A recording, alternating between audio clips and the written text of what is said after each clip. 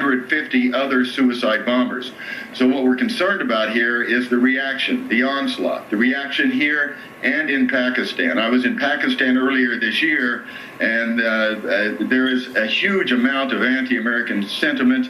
We're going to brace ourselves here. We're preparing ourselves here for the reaction that might occur. It's not going to be the same reaction you get in the United States, George. Not at all. And the President Obama about to speak. We're standing by waiting for President Obama to address the nation tonight from the White House. As you look at pictures from Ground Zero in New York City, everyone remembers where they were that day, 9/11, 2001, when the World Trade Center went down.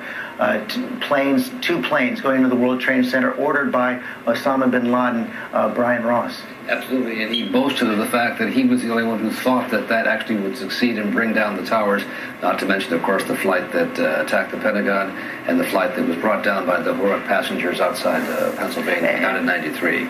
And Jake Tapper, the White House lights on everywhere right now. This was a day that so many thought would not come in this White House. He had been the focus of some of George W. Bush's White House, now of President Obama, but real excitement behind the scenes there tonight. That's right, and they've been meeting in the Situation Room since late morning today, and I'm told that at around 10 o'clock, Vice President Biden reached out. I want to make sure. Reached out to some members of the Republican leadership. Everybody. Is my microphone not working, George? Congressional leadership. It's working. In any case, Vice President Biden has reached out to Republican members of leadership of Congress.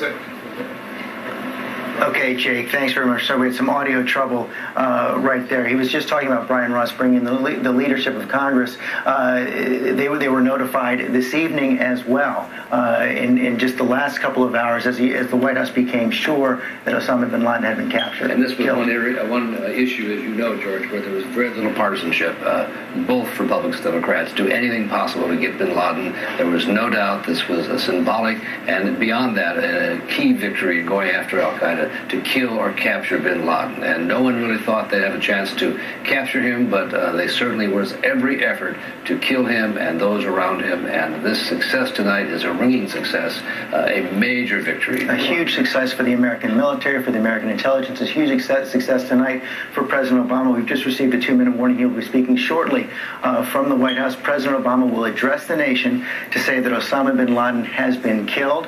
Reports that it happened several days ago, that he was in a fight with U.S. ground forces, that the body of Osama bin Laden has been checked, the DNA has been double-checked. The United States is sure President Obama would not be coming out to address the nation tonight if he was not sure that public enemy number one, the man the United States has been going after since 9/11, $25 million bounty on his head, the face of evil for so many Americans, the man responsible for the 9/11 attacks has been killed. Osama bin Laden has been killed. His body is in United States custody, and President Obama will be addressing the nation in just a minute.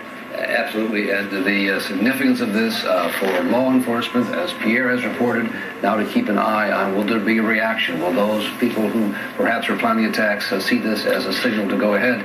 This comes 1 year to the day, George, when a young man tried to blow up a truck bomb in Times Square. He was unsuccessful, but he was inspired by the message of bin Laden. There are others like him still out there, and one question will be, was that death trigger that? And since then, al-Qaeda has not been able to carry out the more spectacular attack they were hoping for after 9/11. That's right. There's been no big attack like 9/11. They tried, and they shifted tactics to go for a series of small attacks that would have a psychological effect on the public and keep America and the West on guard, off guard. President Obama had declared in the campaign that he would make Osama bin Laden his number one target, that he would not rest, that he would put even more resources into going after Osama bin Laden than had been put into the hunt by the George W. Bush's White House tonight.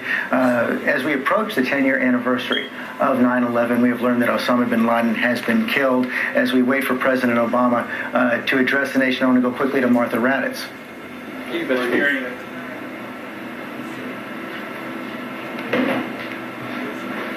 I think Martha might have gone away for a moment. Richard Clark, are you with us?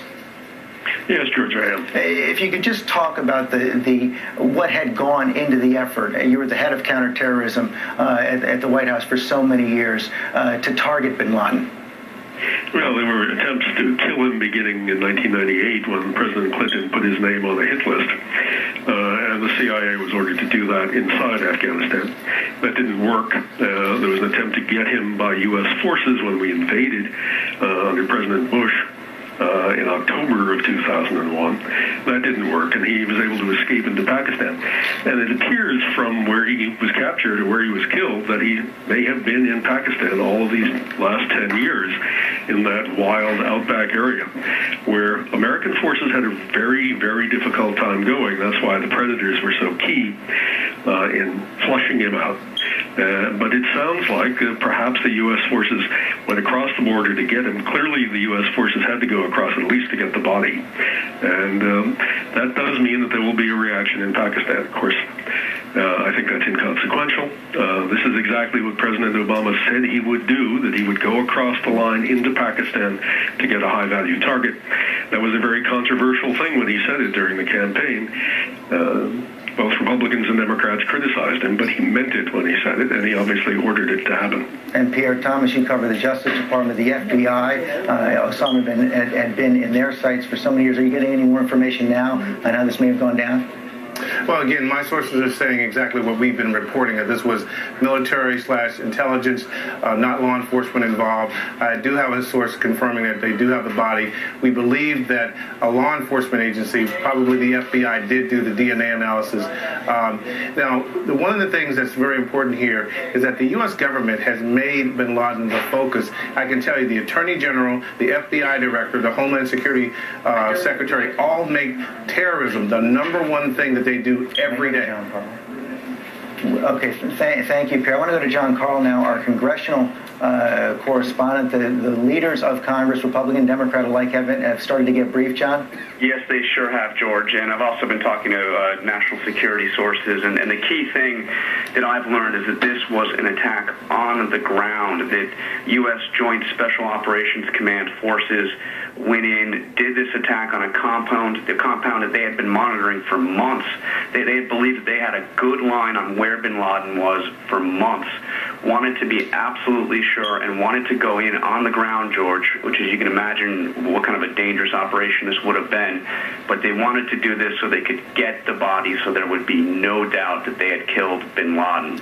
So this was not like so many of the other attacks we've seen on al-Qaeda targets in Pakistan over the last few years, which had been drone strikes from the air. This was an attack on the ground by U.S. Special Operations. And there is no doubt now President Obama will address the nation shortly. And Jake Tapper at the White House, a remarkable scene now. A couple of hundred people starting to gather, singing the Star-Spangled Banner, chanting USA, USA, USA. The reaction already coming in. That's exactly right. And you might remember there was a similar outpouring after 9/11 of people coming together and singing the national anthem. Of course, it was a different mood.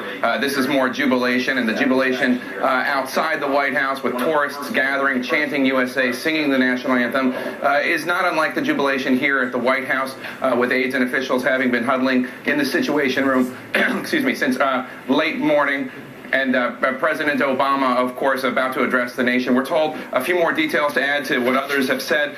Bin Laden was killed at a mansion in Pakistan. This was a human mission. He was shot, and the U.S. has the body, as we've talked about, the importance of the U.S. making sure that this was Osama bin Laden with DNA evidence. And there is some real joy here at the White House, both inside and as you see on the streets of Pennsylvania Avenue outside the White House. Tourists, Washingtonians coming together and celebrating the death of this man that cost so many Americans their lives, both on that day, 9/11, and of course in efforts to capture him and to stop the terrorist threat from al-Qaeda.